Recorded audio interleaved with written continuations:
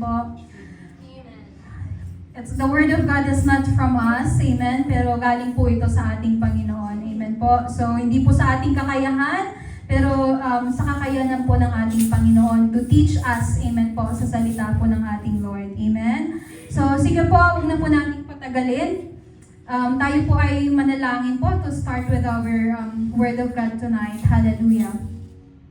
Yes, Lord God, hallelujah, hallelujah, Lord. We continue to praise and glorify your name, Panginoon. Maraming salamat, Lord God, sa gabing ito na ibinigay mo sa bawat isa to be in this place, Lord God. We thank you for the privilege, Panginoon, na muli po nakapagpuri sa inyo, Lord God, at marinig po ang inyong mga salita, Panginoon. Lord, sa gabing ito, let your anointing flow in this place. Let your presence, the Holy Spirit, Lord God, be in the midst of us, Panginoon. Hallelujah. Hayaan mo, Lord God, na patuloy po naming maunawaan, Lord God. Bigyan mo kami ng wisdom, Lord, ng knowledge, Panginoon, to understand and accept your words sa lahat po ng mga pagtuturo mo ngayong gabi, Panginoon. Lord, we humble ourselves. Panginoon, give us a teachable heart and an obedient heart, Panginoon. Hallelujah. Lord, your word, Panginoon, ay patuloy po na siyang mamutawi sa aking bibig, Panginoon. It's not on me, Lord God. The power, Lord God, is coming from you. Just use my lips, Lord God, to pitch your word, Panginoon. I humble myself, Lord God. Hallelujah. More of you, Lord God, that wala po sa akin, Panginoon.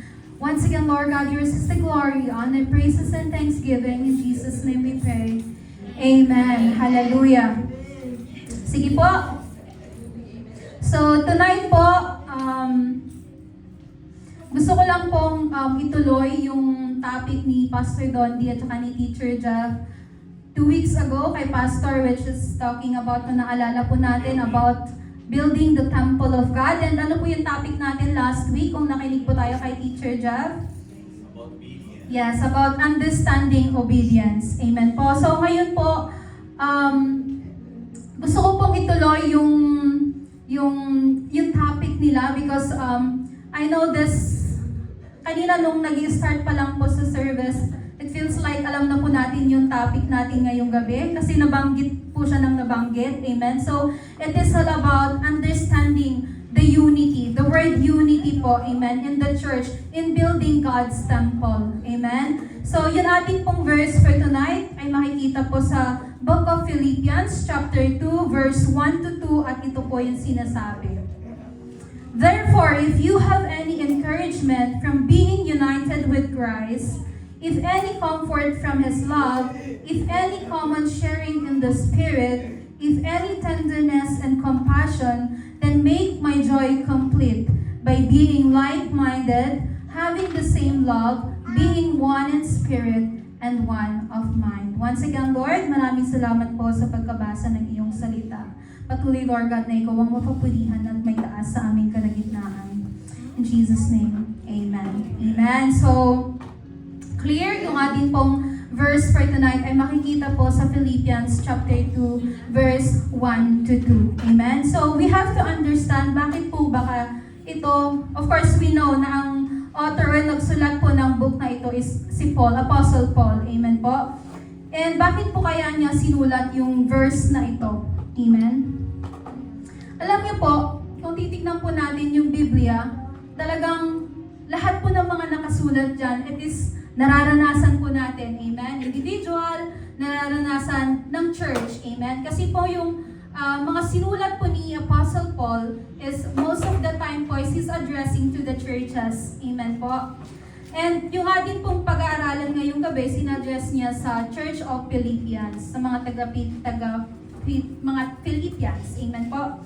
So, kaya niya po sinulat yung verse na ito is to encourage the Church of Philippians to live in unity, humility, and love with one another. Amen po?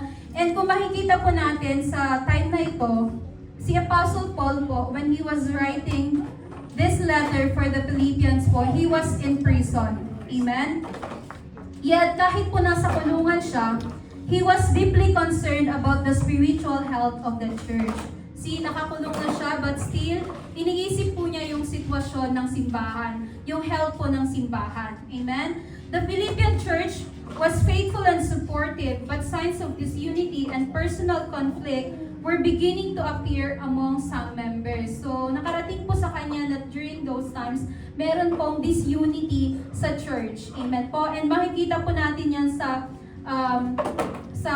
Philippians chapter 4 po, wherein si Paul po, he specifically mentioned Judea and I don't know how it's pronounced, teacher dyan, Sintiche, I don't know how it says. Makikita po natin sa Philippians 4 po, amen, wherein he's urging them to agree in the Lord.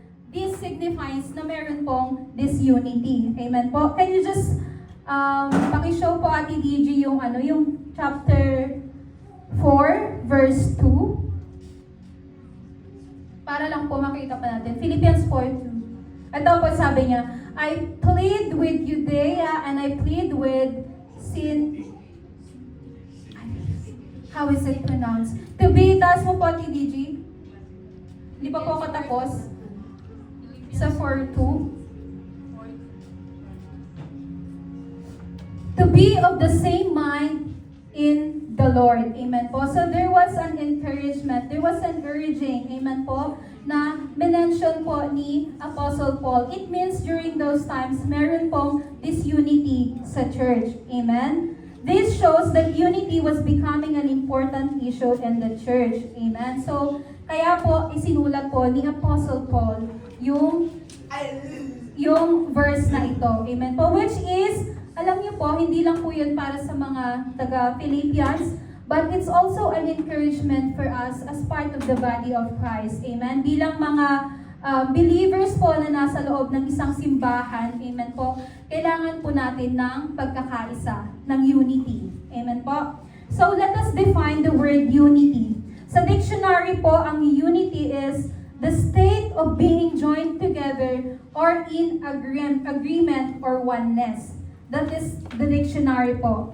But in a biblical sense, unity goes beyond agreement. It includes love, peace, and shared faith in God. Amen? So, sa mundo, sa dictionary, unity is the state of being joined together.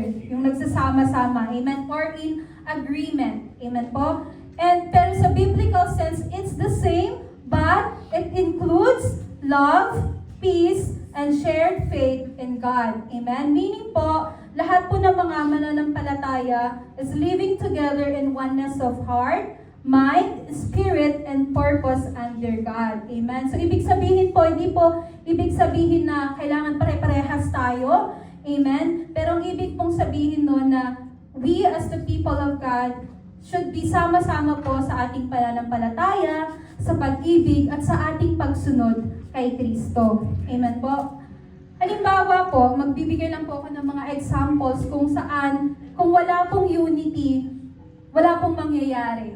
Amen po? So for example po, sa group of people po na nagbi-build ng isang building, amen po, kung si architect nagdi-design, amen po, sa kanya po yung layout and designs, and si engineer, sa kanya po yung structural, amen po, and may mga laborers, amen. Kung sila po ay iba-iba po yung gusto nilang gawin, yung isa gusto nang unahin yung electric, yung isa wala pang foundation, amen po, ano po kayang mangyayari sa bahay?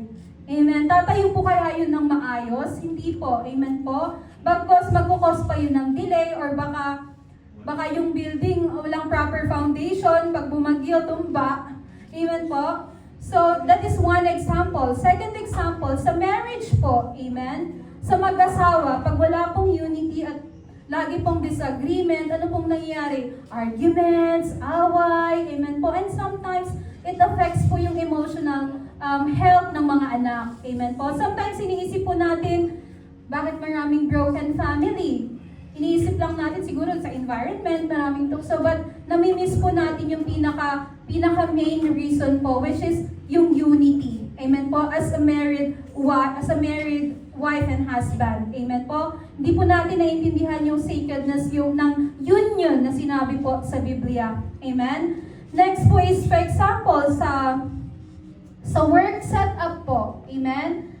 So, if hindi po pare-parehas yung goal ng receptionist, yung goal ng mga nurses, yung goal ng mga doctors, magulo. Amen po, kung walang communication, magulo, at minsan nadadama yung pasyente, may mga na-upset na patient, nagagalit, may bad review sa Google kasi po, iba-iba yung ginagawa, wala pong pagkakaisa. Amen po? Iba-iba po yung goal, may kanya-kanya gustong patunayan, kaya hindi po maayos. Amen? But, sa work, if nagkakaisa po, of course, mas na-reach yung target. Amen? Mas successful yung trabaho. Amen? So, ganun din po sa ating pong topic tonight. I-relate po natin siya sa spiritual. Amen? Kaya nga na sinabi ko kanina, I wanted to continue yung topic ni Pastor Donty and ni Teacher Jeff last week kung nakinig po tayo sa preaching. Amen? Na napaka-importante po sa na-remind tayo ng Lord. Kung makikita po nyo yung number natin, minsan pare-parehas yung nakikita natin sa church. Amen po. And I think God is reminding us tonight na within the month, amen, within the last 2 weeks na meron pong gustong ipagawa ang Lord sa ating lahat. Amen po? Since naunahan na po yung pag-rebuild ng kanyang temple and tinuro po ni Teacher Jeff na as individual, napakahalaga po yung ating pagsunod. Amen? That as we hear the Word of God and speak the Word of God, we should also be doers of the Word of God. Amen po. And so as ngayong gabi, mahalaga din po yung salitang pagkakaisa. Amen? Kung na-build na po yung personal natin na relationship sa Lord, yung ating pagsunod sa Lord, ano naman po yung kailangan nating gawin as a group? Amen? As a family of believers, ano po kaya yung pwede nating gawin? Amen? As part of the church. Amen po? So, in the same way, God's church cannot grow strong when believers are divided. God calls His people to build together with one heart, one vision, and one spirit. Amen? Tama po? The church of God cannot go strong if divided po tayo. Amen? Yung iba gusto ko lang dito, yung iba gusto ko lang dito, or yung iba gusto ko lang sundin ito. Amen? Or gusto ko lang mag-commit dito. Amen po? Hindi po mag-grow strong yung simbahan kung may kanya-kanya po tayong goal or may kanya-kanya po tayong gustong gawin. Amen po? So, this is a reminder po from Apostle Paul, amen po, na ang unity po is hindi po yan option. Unity is not optional or kung gusto lang natin. Amen po? It is essential for spiritual growth and for building God's kingdom. Amen? Again, unity is not optional. Amen? But napaka-importante, it is essential po for spiritual growth nating lahat. Amen? And building God's kingdom or advancing the kingdom of God. Napakahalaga po ng pagkakaisa. Amen? Sabi po sa verse 1 ng ating verse, therefore, if you have any encouragement from being united with Christ, if any comfort from His love, if any common sharing in the Spirit, if any tenderness and compassion, sabi po dito. So, it's a reminder po sa ating lahat that when nire-remind po ni Paul, amen, na when we accepted Jesus Christ as our Savior, we are already united in Him. Tama po? And that we already shared with Him, yung minention sa taas, encouragement, comfort from His love, fellowship through the Holy Spirit, tenderness, and compassion. Amen po. So pinapaalala po sa ating lahat bilang mga mananampalataya na bago po tayo magkaroon ng pagkakaisa, amen po, or mamuhay ng may pagkakaisa, kailangan po lagi nating alalahanin kung ano po yung tinanggap na natin nung tinanggap po natin si Jesus sa ating buhay. And that is, una po is encouragement. Amen? Sige po, isa-isahin po natin.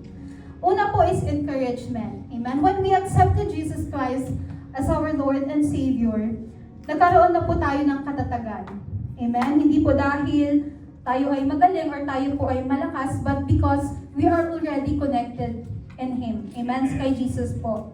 Then, let us remember that as we have received the encouragement from Christ, we should also encourage one another instead of discouraging each other. Amen po. So kung tunay po na tinanggap natin ang ating Panginoon, na tinanggap na po natin yung katatagan na nanggagaling sa Kanya, should be yung character din po natin as part of the body of Christ is encouraging other people also, not discouraging. Amen? Sabi po sa 2 Corinthians chapter 1, 3-4, Praise be to the God and Father of our Lord Jesus Christ, the Father of compassion and the God of all comfort, who comfort us in all our troubles, so that we can comfort those in any trouble with the comfort we ourselves receive from God.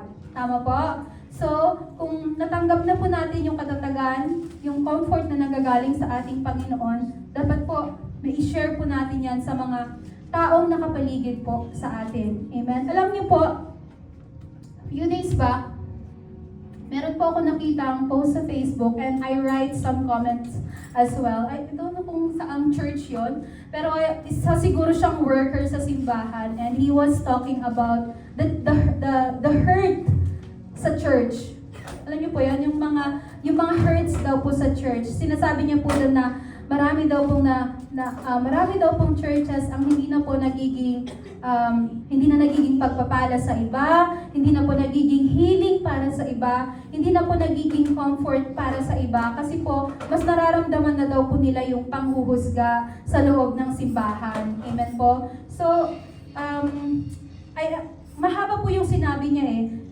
Pero connecting po sa ating topic, amen po, sinabi ko po doon that most of the time po, we feel like that po when we come to the church, amen? Because sometimes we expect people to, like when we come to the church, we expect people to be perfect, and at the same time, pupunta po tayo sa church and yung pong mindset po natin is, what can I get from the church? Amen? Dapat po I said, our mindset should change. When I enter the church, what can I do for the church? For the people of God. What can I do for the people of God? Amen po. Kung lahat po tayo, ganun yung mindset natin. And I think I also said this sa fellowship. Kung lahat po tayo, ganun po yung mindset natin. Of course, everyone is going to show love. Amen po. Sa bawat isa. Because si Joseph, yun yung mindset niya. Si Ate Dana, yun yung mindset niya. So, ang mangyayari dito is, lahat magpapakita ng pag-ibig sa bawat isa. Amen. But if our mindset is, ano kayo makukuha ko sa church? Anong magiging We all want to get and get and get. Amen? Hindi po nagiging selfless. Amen? So maiba po dapat yung mindset natin. When we come into the church, when we step inside the church and see the people of God, amen po, ang mindset po natin, what can I do for the people of God? Amen? To serve these people. Amen? So kung yun po yung encouragement, amen, na natanggap na natin sa Panginoon, amen. I know all of us are here, it's not because for nothing, amen, but it's a relationship built with Jesus already, amen. Meron na po tayong relasyon na binuo with Jesus, amen po. And I know lahat po tayo nakaranasan na po natin yung katatagan na nanggagaling sa ating Panginoon, amen. Kaya yung goal po natin is kailangan maibahagi din po natin sa mga tao. It's not just inside the church, pero lahat po, kung nasaan po tayo, maibahagi po natin yung katatagan na nanggagaling po sa ating Panginoon. Amen? Number 2 po, we already received the comfort from Christ's love. Amen? Paul reminds us of the comfort found in God's love. That the love we receive from God should flow toward others. Amen? Sabi po sa 1 John 4:11, Dear friends, since God so loved us, we also ought to love one another. Amen? A church or family that truly understands God's love becomes more patient, forgiving, and united. Amen? So, kung tunay po na nauunawaan natin at nararanasan po natin yung pag-ibig na nagagaling sa ating Panginoon, we should become more patient, forgiving, and united. Amen po? So, yun po dapat ang maging character natin bilang isang nasa loob na po ng simbahan. Amen? Number 3. Number 3, sabi po dito, fellowship through the Spirit. Amen. This refers to the unity believers have through the Holy Spirit, because the Holy Spirit will connect us, guide us, teach us, and help us live as one body. Amen. Of course, when we receive Jesus Christ, so automatically we are sealed by the Holy Spirit. Amen po. And so as we are encouraged as believers po, na kailangan po magkaisa po tayo ng Spirito. Amen po. And the Spirit coming from God. Amen. And alam po natin na yung work ng Holy Spirit na tinanggap po natin is will connect us. Of course, one Spirit. Will guide us, will teach us, and will help us live as one body. Amen. So, tutulungan po tayo ng Espiritu. Amen po. Na makapamuhay po ng tama. Amen. And united po bilang mga magkakapatid. Amen. Sabi po sa Ephesians 4:3-4, make every effort to keep the unity of the Spirit through the bond of peace. There is one body and one Spirit, just as you were called to one hope when you were called. Amen. So, unity is created and sustained by the Holy Spirit. Amen po. So, yung pagkakaisa po, nasusustain po yan, nag-create po yan through the help of the Holy Spirit. Amen. I know minsan mahirap pong makiisa. Amen po. Lalo po kung meron tayong mga pride. Amen po. Pero the Holy Spirit will help us na maging humble. Amen. And we'll learn to submit po. Amen.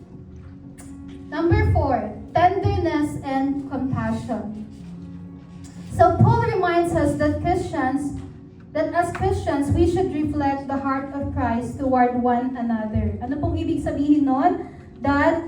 Ano pong ibig sabihin ng tenderness? Na magkaroon po tayo ng kindness, amen, and gentleness sa bawat isa. Amen. Compassion means caring deeply about the suffering and needs of others. Amen. So, ang isa pong nagkakaisang simbahan ay hindi po cold or harsh na church, but it should be a loving and caring church. Amen. So, sinabi ko nga kanina, doon sa nabasa ko sa post, pangit po pag sinasabi po na hindi na nararamdaman yung comfort, or the comfort and healing is coming from the Lord, that's coming from Jesus, hindi po yan sa tao, amen? But if Jesus is truly with us, dapat po makita rin po sa atin yung comfort, amen? Yung encouragement, yung tenderness, yung kindness, yung loving and caring, amen po? Kasi ang United Church ay sabi nga, hindi po siya cold or harsh, but it should be loving and caring. Amen po? So ano po kaya ang dapat po meron sa isang Kristiyano, amen, na bilang nagkakaisa po, ano po yung meron dapat tayo na nagkakaisa upang yung church, amen, we ourselves, the Church of God, amen po, ay patuloy po na lumago at mag-advance. Ano po yung character? Nandun po din po sa ating verse. Sabi po ni Paul doon sa verse 2 is, we should be like-minded. Amen? So, dapat tayo pong lahat ay like-minded. Ibig sabihin, be like-minded of one accord, of one mind. Sabi ko kanina, hindi po like-minded, hindi po ibig sabihin na dapat pare-pares tayo ng iniisip. Amen po? But it means we as the church, as the body of Christ po, should share the same purpose and the same spiritual direction. Amen? So, hindi po ibig sabihin na like-mindedness ay dapat pare-parehas tayo ng gusto, pare-parehas tayo ng iniisip. Dapat po, ang sinasabi po sa atin dito, magkaroon po tayo ng iisang purpose at magkaroon po tayo ng iisang spiritual direction. Amen po? Gaya po ng isang halimbawa ko kanina, pag ang pagtayo ng isang building, iba-iba po yung gusto ng mga taong gumagawa, hindi po yan tatayo. Amen? So, the same as the church. Kung kahit po, iba-iba yung roles natin dito, amen? May nagpe-preach, may nagte-teach, merong deacons, merong usherettes, merong media, merong transport, merong nag-aayos ng mga upuan. Iba-iba po yung goals natin. Iba-iba po yung roles natin. Amen? Pero iisa po yung goal natin. Ano po yung goal natin? Ano po yung goal natin? To serve God. Amen? To build His church. Amen? That we should work together to build His church. Amen? To improve His church. To advance His church. Dapat iisa po yung ating goal kahit magkakaiba po tayo ng ginagawa para sa Lord. Amen? Division weakens the work of God. Tama po ba? But unity strengthens it. Kasi sabi ko kanina, nakita po natin yung halimbawa, pag po iba-iba yung gusto, iba-iba yung direction na gustong puntahan, hindi po mabubuo yung gusto nating gawin. Amen po. Pero kung tayo po nagkakaisa, amen, mas mapapalakas po, amen, yung simbahan. Pag po tayo sama-sama. Yung walis, pag po yan hiwa-hiwalay, walis tambo, walis, ano ba yan? Ting-ting. Pag po yan hiwa-hiwalay, di po yan makakawalis. Pero pag po yan nakaband as one, marami po yan matatapos. Amen? So the same as sa atin pong mga Kristiyano. Kung isa lang po yung gumagalaw at isa lang po yung nag-goal ng ganito para sa church, the church is not going to move. Amen? Like ko po sinasabi, yung work sa Panginoon is not a one-man job. Amen po? Lahat po yan ay trabaho po nating lahat. At kailangan po nating magkaisa. Dapat ang goal nating lahat is to advance the kingdom of God. Amen po? Inside, and ano po ang dapat nating gawin sa loob ng simbahan para po maiwasan yung mga bagay na ito, yung hiwa-hiwalay, yung pag-division. Amen? Una po is kailangan po nating iwasan ng pagchichismis, amen, yung gossiping. Ano pa? Kailangan iwasan po natin yung competition. Amen? Ano pa? Kasi po, and third thing is comparison. Amen? Sa loob po ng simbahan, hindi po tayo nandito para po competition, nagpapagalingan. Hindi po yan. Wala po tayo sa simbahan para po mag-comparean. Na, ay, dito lang ako magsasamba. Si Pastor Donnie yung preacher. Medyo exciting yun mag-preach.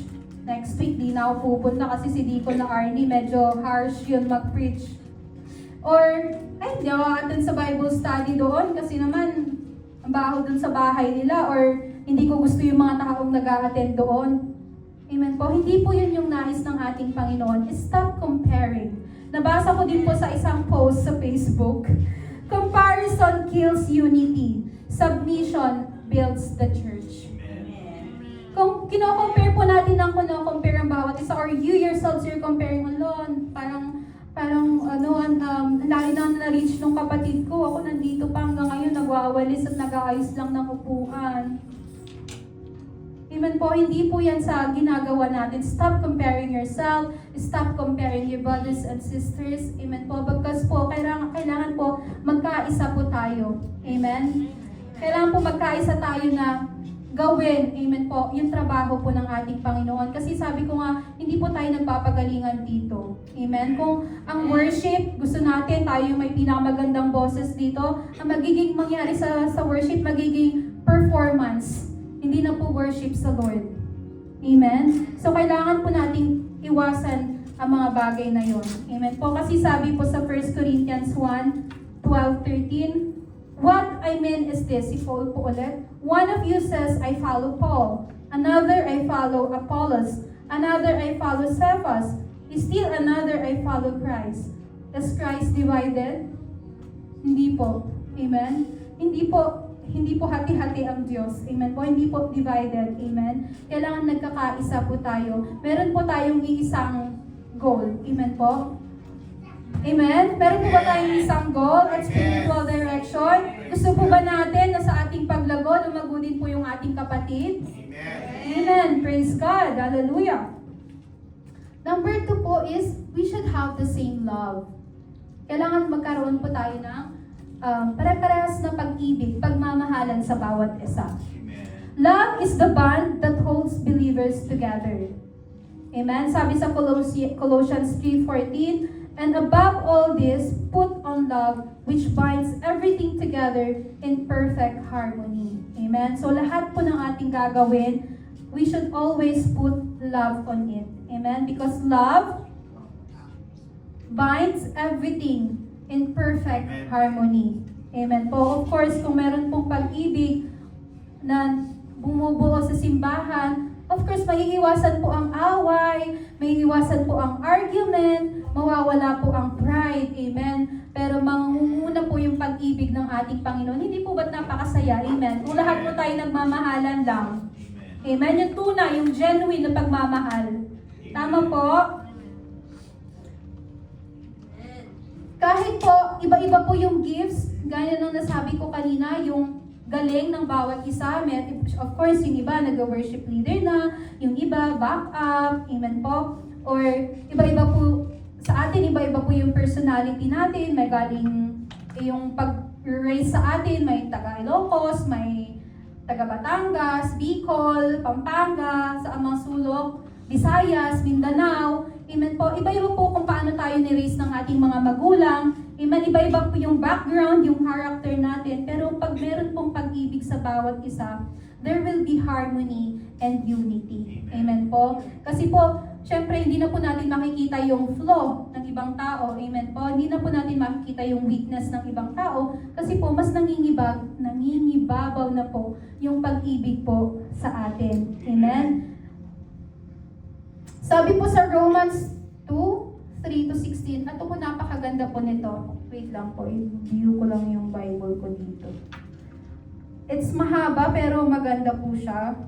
Napakagandang mensahe ng Lord. Romans 12:3-16, basahin ko po. For by the grace, anuhin po natin, namnamin po natin yung salita ng Panginoon. Romans 12:3-16, sabi po dito, for by the grace given me, I say to every one of you, do not think of yourself more highly than you ought, but rather think of yourself with sober judgment in accordance with faith God has distributed to each of you. For just as each of us has one body with many members, and these members do not all have the same function. Tama po? Iba-iba po yung function natin. So in Christ, we, though many, form one body, and each member belongs to all the others. So lahat po tayo mahalaga. Amen po? We have different gifts according to the grace given to each of us. If your gift is prophesying, then prophesy in accordance with your faith. If it is serving, then serve. If it is teaching, then teach. If it is to encourage, then give encouragement. If it is giving, then give generously. If it is to lead, do it diligently. It is to show mercy, do it cheerfully. Amen? So ito na po. Love must be sincere. Hate what is evil. Cling what is good. Be devoted to one another in love. Honor one another above yourselves. Never be lacking in zeal, but keep your spiritual fervor serving the Lord. Be joyful in hope, patient in affliction, faithful in prayer. Share with the Lord's people who are in need. Practice hospitality. Bless those who persecute you. Bless and do not curse. Rejoice with those who rejoice. Mourn with those who mourn. Live in harmony with one another. Do not be proud, but be willing to associate with people of low position. Do not be conceited. Napakaganda po ng verse, amen, kung inintindi po natin. In short, love and action, amen po, and the humility and service to Christ. Amen. Kailangan po, kahit po nasa ang posisyon tayo sa simbahan, kailangan nandun po yung pagpapakumbaba. Amen po. Na itinuturo po sa atin just like Christ. Amen po. So, ang summary po niyan is we should be patient with one another, forgive quickly, and of course, support our fellows, our brothers and sisters in prayer and in action. Amen. So, tapos na. Ilang minutes pa lang. So, to sum it up, amen. So, to sum it up, tonight po, amen. We are encouraged, in-encourage po tayo ng Lord na sa lahat po ng bagay, amen. Marami po tayong pagkakaiba, amen. Hindi po tayo pare-parehas, amen. Pero, lahat po tayo gusto po nating maglingkod sa Lord. Amen? And iisa lang po yung Lord na ating pinaglilingkuran. Amen? At iisa lang din po yung goal natin, and that is to be with Jesus when He comes. Amen? When He returns. Amen po? So ano po yung nagkukos sa atin ng division ngayon? Amen?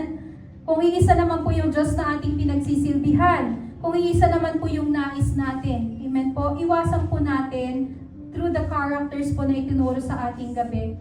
Dapat po hindi po yun makita sa atin, amen po, bagkos patuloy po tayong magkaisa para po may advance natin. Di ba tayo nalulungkot tuwing darating tayo dito? Pare-parehas po yung nakikita nating mukha. I mean, like, masaya tayo kasi nare-retain yung yung fruit ng Lord, amen po. Sometimes it's not the numbers naman ang mahalaga po. Yung spiritual life po natin nag-grow. Amen? Mas mapuntos po sa Lord yung nakikita niya na yung mga anak niya kahit po konti, may nagbabago, may nare-restore, may nata-transform. Amen? But, wag lang po tayo hanggang doon. Kailangan po makapag-transform din po tayo ng life through the Word of God. Amen po? May advance po natin yung salita ng Diyos. Amen po? Kaya po kailangan po natin magkaisa. Huwag iwasan po natin na comment. Amen po? Marami pong mga, ang tawag dito, criticism inside the church, pero wala pong action. Amen? Kailangan with words, kailangan din po may gawa. Amen po? So, we have to be sensitive. Amen? Especially calling all to the leaders. Amen? Na itinalaga po ng Lord sa simbahan. Amen? That sometimes, the enemy, Satan, ang ina-attack niya po sa simbahan is the unity. Amen? Sometimes, he uses, and let us be sensitive and aware po, na hindi po tayo magamit upang magkaroon po ng division sa loob ng simbahan. Let us be sensitive sa ginagawa po ng ating kaaway. Amen? That most of the time, the enemy po attacks unity in the church, kaya po kailangan po natin maging careful. Amen? Satan attacks unity in the church because unity releases spiritual strength, sabi ko kanina, attracts God's blessing, pero pag meron pong pagkakaisa, and allows the church to grow. Of course, ayaw po yun ni Satan na mag-grow po ang church, kaya inaatake niya po yung pagkakaisa. Amen? Where there is competition, jealousy, division, spiritual progress slow down. A divided church struggles, but a united church becomes a stronger temple for God's glory. Amen? A divided church struggles, but a united church becomes a strong temple for God's glory. Tandaan po natin yan. So ngayon po, let us ask ourselves, am I helping to build the unity in the church? Are we helping? Do my words bring peace or division? Yung mga lumalabas ba sa bibig natin, nagkukos ba yan, nagbibigay ba yan ng peace sa bawat isa or nagkukos ng division? Last question, am I serving with humility and love? Yung pong mga question na yan is, tayo lang po ang makakasagot between the Lord. And I'm praying po. Yung message ng Lord ay hindi lang po sa mga leaders or sa mga tumatayo na. Amen po. When you enter here, lahat po tayo mga kapatid, kahit po wala pa po kayong ministry sa simbahang ito, when you enter here po sa simbahan is you're part of the church already. Amen po. Meron na po kayong involvement. Amen. Meron na po kayong participation. Amen po.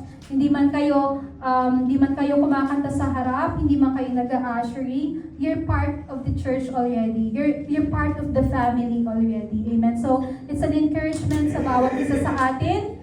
Let us continue to be united. Amen. For the glory of God. Amen po. So, yun lang po yung maiksing mensahe ng ating Panginoon. And I'm praying po na tayo pong lahat ay may natutunan po ngayong gabi. Amen. And I'm praying po that kung ngayon po empowered tayo, I'm praying na yung empowerment na yan, amen po, ay magpatuloy po, hindi lang po ngayong gabi. Amen? Every day po, maranasan po natin yung kalakasan na nanggagaling sa ating Panginoon. Yung pag-ibig, yung encouragement, yung comfort na nanggagaling po sa ating Lord. Para po, we are able to share po sa mga taong nakapaligid sa atin. Amen po? So, sige po, let us pray. Yes, Lord God, hallelujah. Lord, maraming salamat po sa mga salita mo ngayong gabi. Thank you, Lord God, sa lahat po ng mga pagtuturo mo, sa encouragement po na tinanggap po ng bawat isa, Lord God. I pray, Lord God, na patuloy mo pong palakasin ang bawat isa spiritually, Panginoon. Hallelujah. That your words, Panginoon, continue to teach us.